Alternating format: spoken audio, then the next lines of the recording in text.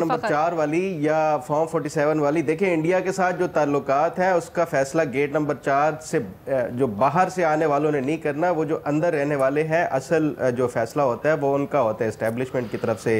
India के साथ ताल्लुकात का। जहाँ तक ये नरेंद्र मोदी की स्टेटमेंट है, I will take it with a pinch of salt के ये इलेक्शंस हैं, इलेक्शंस के टाइम हमेशा से किसी भी मुल्क में हो तो अपने जो एडवर्सरी होते हैं उनके हवाले से इसी तरह की स्टेटमेंट्स दी जाती हैं। ख़ास तौर पे पाकिस्तान के हवाले से एक हिस्ट्री है कि वो इस तरह के इलेक्शन से पहले इस तरह की जो वो होते हैं स्लोगन्स वगैरह वो किए जाते हैं। तो मैं इसको कोई इतना ज़्यादा सीरियस नहीं लेता, लेकिन उसके बावजूद जो हमारे ताल्लुकात, मैं समझता हूँ कि शायद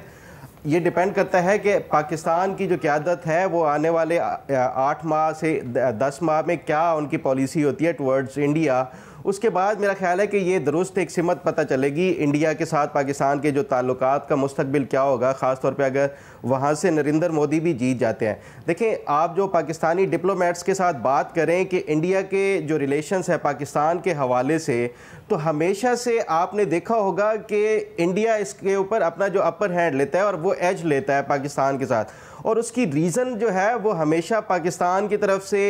ये कहना कि हम डायलॉग करना चाहते हैं इंडिया के साथ, वो कोई भी मामला हो उस हवाले से, तो वो इंडिया उसको जो है वो फिर आपको इस हवाले से उसका अपर हैंड वो शो भी कराता है। तो मेरा ख्याल है कि इंडिया के साथ जो ताल्लुकात है, हमने देखा है पिछले 8-10 साल से अगर हमारे ताल्लुकात बेहतर नहीं है या एक रुके हुए हैं, तो हमें कोई इस पर कोई जल्दबाजी नहीं करनी चाहिए। हम पिछले 10 साल से भी अगर इंडिया के साथ ताल्लुकात मुनक़ता किए हुए भी चल रहे हैं तो आगे भी चल सकते हैं। ज़्यादा बेहतर मेरा ख्याल है कि अब हमारे लिए ये होगा कि हम अपना हाउस इन ऑर्डर करें। जो एक माशी तौर पे देखें, दो बातें हमेशा सामने आती हैं कि अगर आपकी मईशत बेहतर हो तो आपके साथ दुनिया के तमाम ममालिक जो है वो ताल्लुकात इस्तवार करना चाहेंगे, चाहे वो इंडिया हो, अमेरिका हो या कोई भी हो। इसमें कोई शक नहीं है कि ऐसा होता है, लेकिन उसके साथ साथ आपकी जो एक इंटेग्रिटी होती है, एक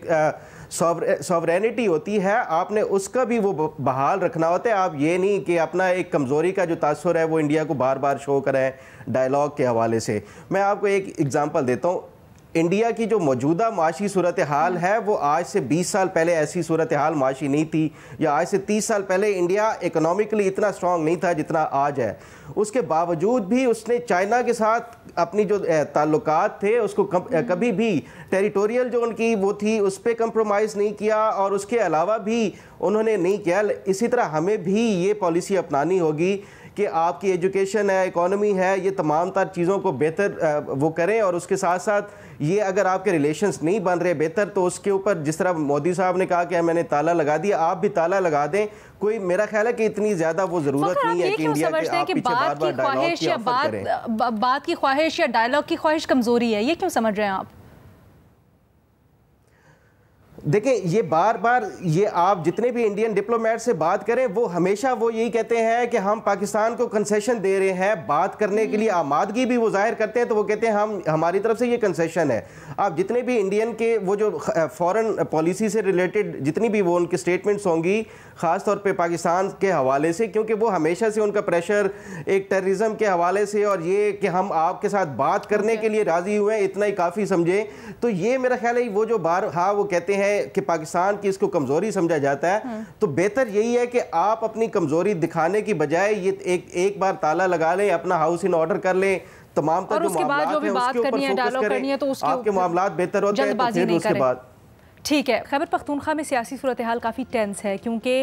इस वक्त जो गवर्नर हैं और वज़ीर आला हैं वो आमने सामने हैं सियासी तौर पर। पहले वज़ीर आला अली अमीन गंडापुर ने बड़ी सख्त ज़बान इस्तेमाल की गवर्नर से मुतल्लिक भी, विफाक में जो हुकूमत है उससे मुतल्लिक भी। फिर उसका जवाब देते हुए जो गवर्नर हैं उन्होंने बड़ी सख्त ज़बान इस्तेमाल की और सख्त ज़बान में ही जवाब दिया, चैलेंज किया उनको।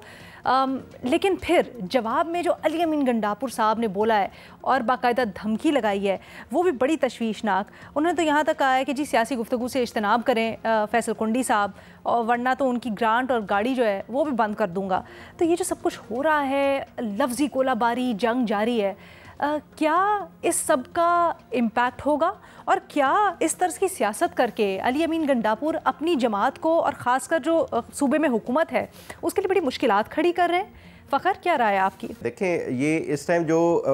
वज़ीर आला है और उसके साथ साथ गवर्नर दोनों एक ही शहर के हैं, और दोनों हिस्टोरिकली पॉलिटिकल राइवल्स हैं, एक जो आपस में इनके इलेक्शंस भी लड़ते हैं। तो एक ये अपॉर्चुनिटी के तौर पे इनको लेना चाहिए था कि जो सूबे के टॉप ओहदे हैं दोनों उस एक ही डिस्ट्रिक्ट से, और वो भी जो जनूबी खैबर पख्तूनख्वा है जो कि सबसे लीस्ट डेवलप्ड समझा जाता है खैबर पख्तूनख्वा की, उसमें तो बजाय इसके कि अपनी एनर्जीज जो है उसके ऊपर इन्वेस्ट करें, लोगों के जो मसाइल हैं उनको हल करें, तरक्याती मंसूबों के हवाले से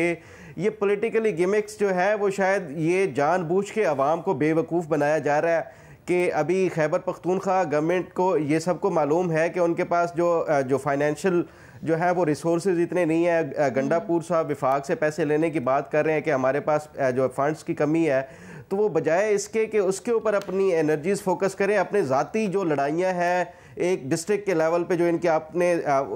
उसको नेशनल लेवल पे जो है वो ले गए हैं। तो मेरा ख्याल है कि ये बड़ी एक अनफॉर्चुनेट डेवलपमेंट है जो खैबर पख्तूनख्वा में डेवलप हो रही है, और इस पे मैं ये समझता हूँ कि इमरान खान को खुद बजाते खुद जो है इसके ऊपर